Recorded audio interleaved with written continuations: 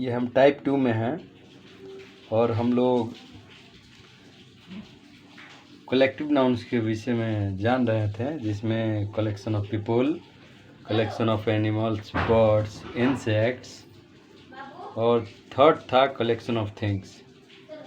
ये जो उदाहरण आप देख रहे हैं बोर्ड पे, ये कलेक्शन ऑफ पीपल्स का है। और बोर्ड ऑफ ट्रस्टीज यानी विश्वास पात्रों की एक समूह, और ब्रिगेड ऑफ कैवलरी यानी हथियारों से लैस सैनिकों का एक समूह, और बैच ऑफ पीपुल्स का मतलब शिष्यों का एक समूह। सर्किल ऑफ फ्रेंड्स है, यहाँ पर डबल रिपीट कर दिया है मैंने।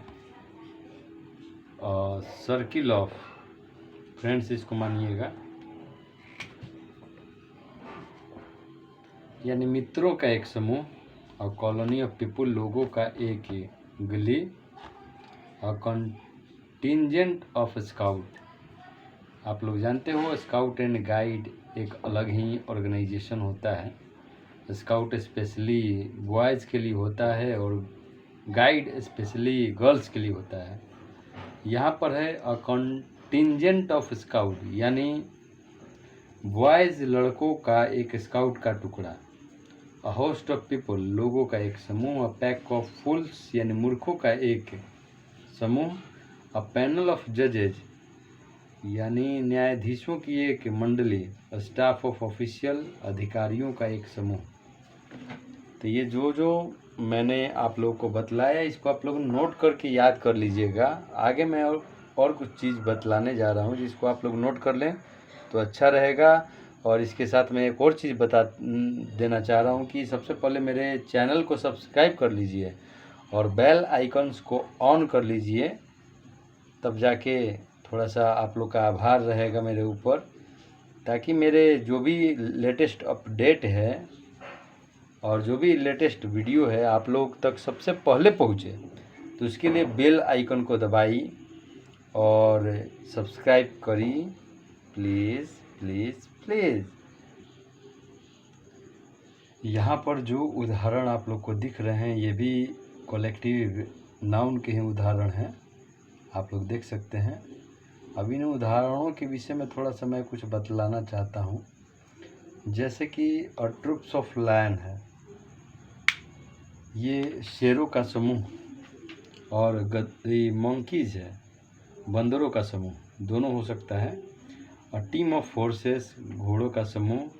ऑक्सेन बैलों का समूह। अ स्वार्म ऑफ फ्लाइज बीज लॉक्टस, ये तीनों हैं। तो मक्खियों का समूह हो जाएगा स्वार्म ऑफ बीज, मधुमक्खियों का समूह हो जाएगा स्वार्म ऑफ लॉक्टस, यानी टिड्डों का समूह हो जाएगा। इन सब के अलावे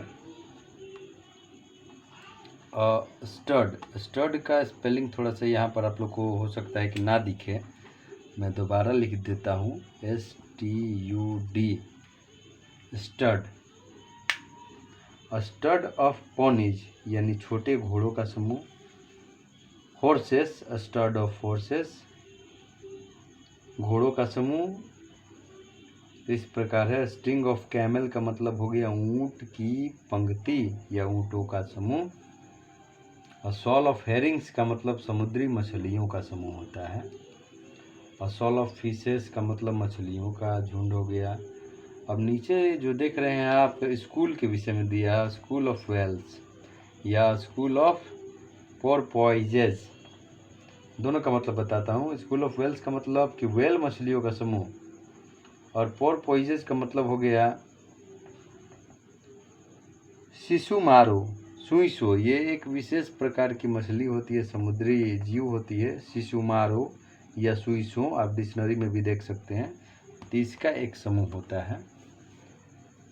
इसके अलावा कुछ थिंग्स के विषय में अगर हम लोग देखें तो उसके विषय में चर्चा करते हैं। कलेक्शन ऑफ थिंग्स में an album of photos, snapshot, an alliance of states powers, इन सब का हिंदी में मैं बता देना चाहता हूँ कि जैसे कि एल्बम ऑफ फोटोज़ का मतलब होता है फ़ोटो का album. Stamps N album of stamps भी होता है, डाक टिकटों का एल्बम हो गया, स्नैपशॉट्स जो हो गया, जैसे कि बिना समय व्यतीत किए शीघ्रता से खींचे हुए जो फोटो का एल्बम होता है उसको स्नैपशॉट्स कहा जाता है।